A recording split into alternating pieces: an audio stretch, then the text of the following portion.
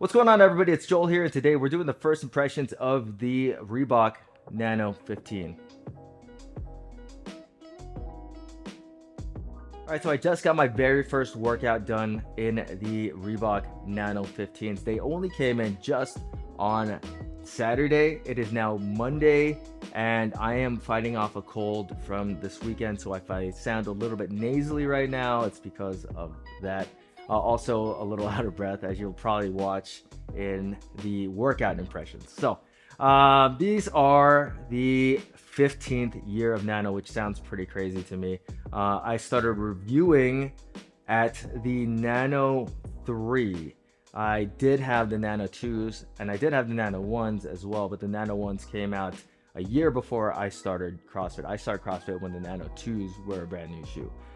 So that's kind of crazy to me. It just kind of makes me feel really, really old.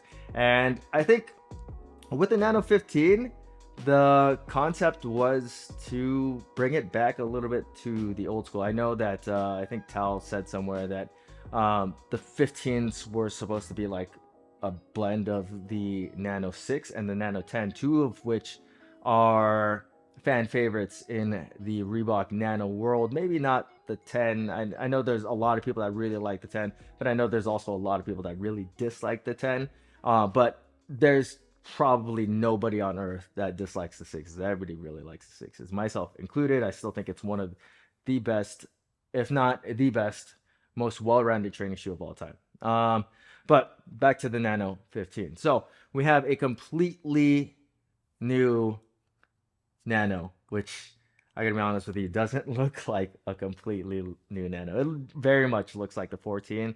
And I am usually pretty accepting about little changes and whatnot, but this time it's bang on like the Nano 14. Um, but I guess if it ain't broke, don't fix it. The Nano 14 is not a terribly bad looking shoe. I think it actually looks pretty good. And there are some differences which I'm going to try to point out as best as possible in this first impressions review. So, first off, with the upper, we have a blend of flex weave knit and the original flex weave, and it's done pretty much identical to how it was on the Nano 14. So you have the flex weave knit that goes around the toe box. I like the little arrow patterns at the forefoot. You can see that it's a little bit more open around the toe box. You can kind of see through little perforations there. And then it's patterned out a little bit tighter in the weave around the toes bumper. There's rubber that sticks up there with the Reebok logo. And then going over to the medial side where the vector is, you'll see that kind of old school filament style flex weave. It's like kind of covered with the knit material, but it looks patterned like the original flex weave, or at least the flex weave from like the 8, 9, and a little bit on the 10.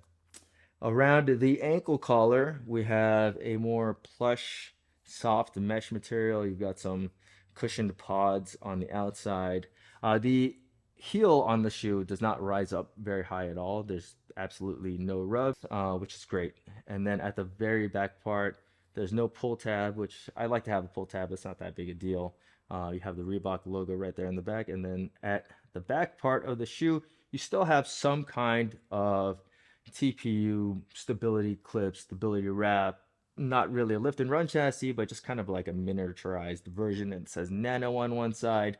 It does come up a little bit on both the lateral and the medial sides, and then it carries on over through to the, I guess, metatarsal area of the shoe.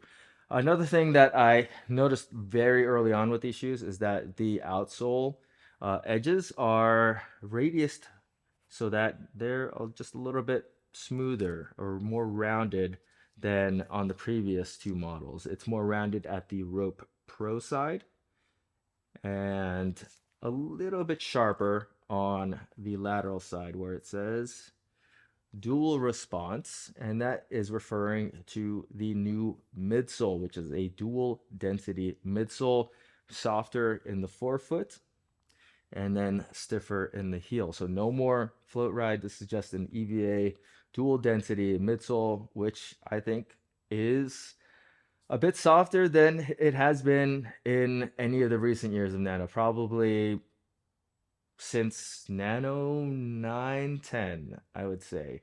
Overall, the forefoot is like noticeably softer. The heel is softer, but I think a lot of the rigidity is lost from not having the lift and run chassis in there. But yeah, the whole shoe is more prone to flexing. It's very noticeable when you put your foot inside of these shoes.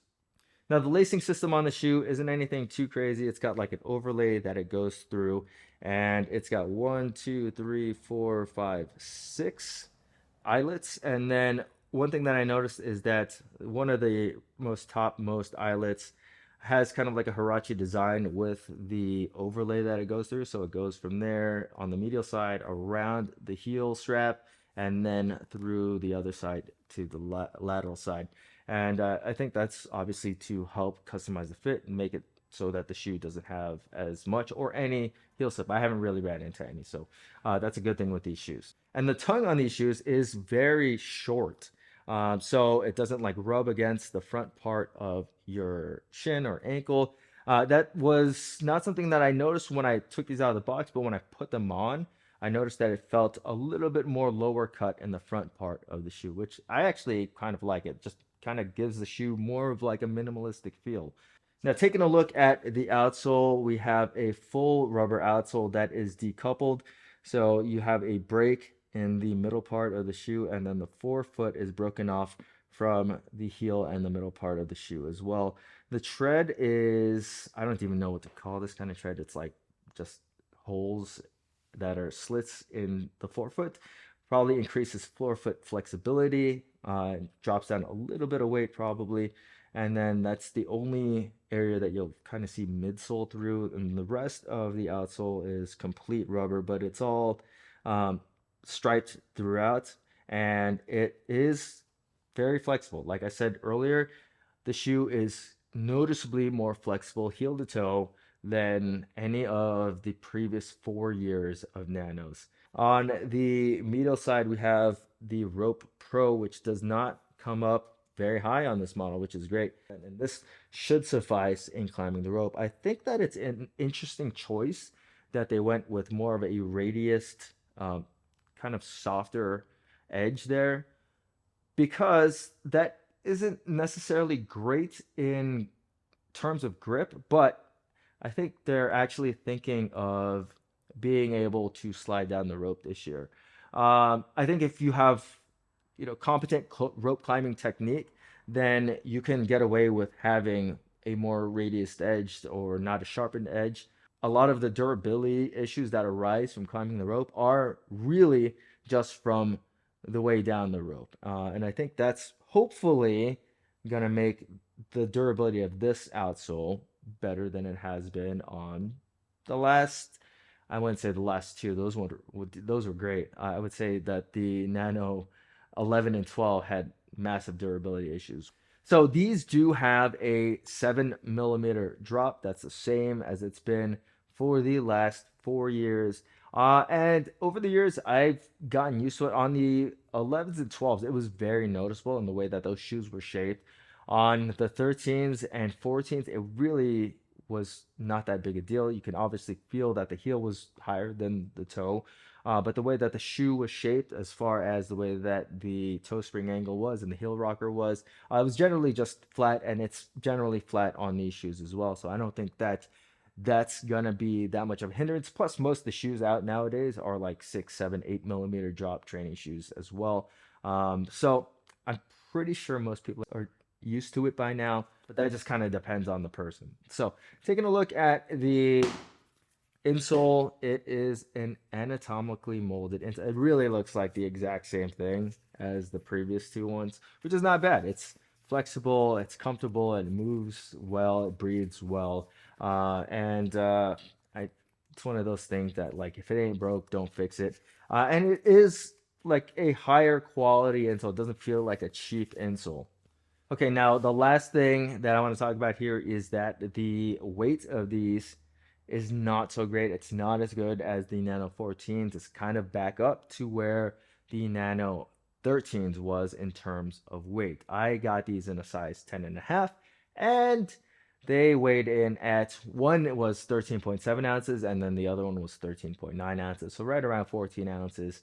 And that's not egregious nowadays. That's kind of just like the standard weight. I like to be at around 12, maybe up to 13, but I can deal with 14s. It's not that big deal. And also, if the shoe is flexible, it kind of just masks that a little bit. All right, so now let's talk about how the Nano 15s fit. I got these in at a size 10 and a half, which is the same thing that I got my Nano 14s in at. Prior to that, I always wore my Nanos in a size 10. Though my feet have just kind of been growing throughout the years. I thought the Nano 13s fit actually pretty well in a size 10. Some of the special editions I did have to get in a 10 and a half, like the classics and the adventures. Prior to that, a size 10 Nano 12 fit perfectly. I just actually tried it on not too long ago. Size 10 fits me perfectly. Those shoes did run a half size big. Same thing with the Nano 11s. The Nano 11 Fronings were size 10, though I think I would get those in a 10 and a half nowadays. And I'm still able to get into like my size 10 Nano 6s, my size 10 Nano 10s, but I think if I were to do it all over again, I would probably get those in at a 10 and a half nowadays. These shoes fit a little bit on the bigger side. The toe box has a ton of volume, and what I mean by that is there's just a ton of just open area in the toe box, which makes these shoes actually very comfortable.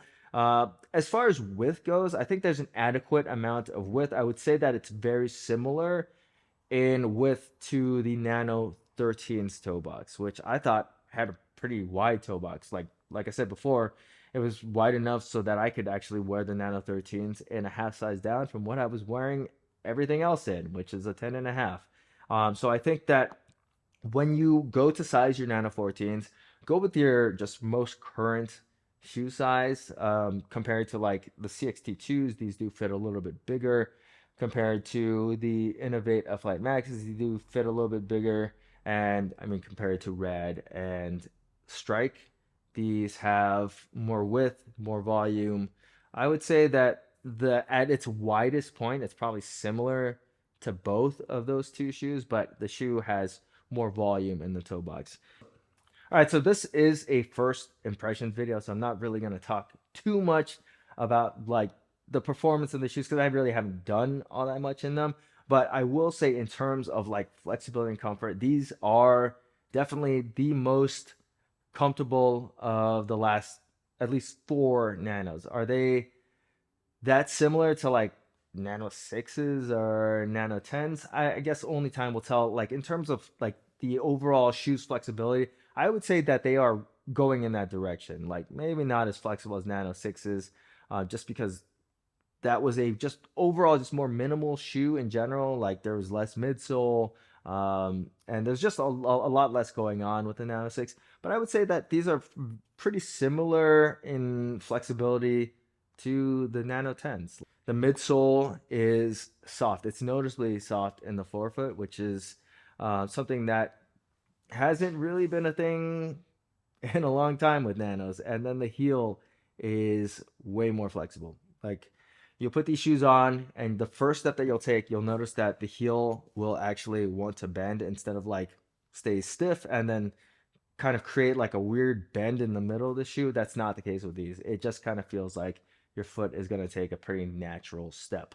So I think in terms of comfort, these are kind of on the money. Now, in terms of stability, I'd say the jury's still out. Obviously, the heel is not as dense as it was on the last two models, which I thought were great lifting shoes. It does lack the lift and run chassis, but I don't think, honestly, that that is going to make that much a difference when you're lifting with these shoes on. Now, they might be a little bit softer just overall, and that might be more noticeable, but I don't think that's going to actually detract from any of the lifts that you would normally do in a Nano 13 or a Nano 14 compared to the Nano 15s. Like, to me, these feel like they're still more dense than some of the shoes that I would wholeheartedly do max lifts in, like Reds. Just from memory, because I didn't put them on in comparison to these just yet. But Reds, from memory, feel softer than the Nano 15s, and I would do anything in Reds. I would not hesitate in doing anything in those shoes because I think they're plenty stable, and I think that most people picking the 15s up are not going to have any issues lifting in these as well. But those are just very early impressions on these shoes. Like, I literally only did a clean and jerk workout at a very light weight in comparison to my normal weights because I'm having trouble breathing right now. But I definitely just needed to get something out on these shoes because I know a lot of people out there really want to know about the Nano 15s. So the Nano 15s come out on like January, I think it was like January 25th, really late January. So you still have a long time to go. I still have plenty of content that I plan on releasing on these shoes. So make sure that you subscribe to the channel for all the updates and all the videos that I put out on the Nano 15s.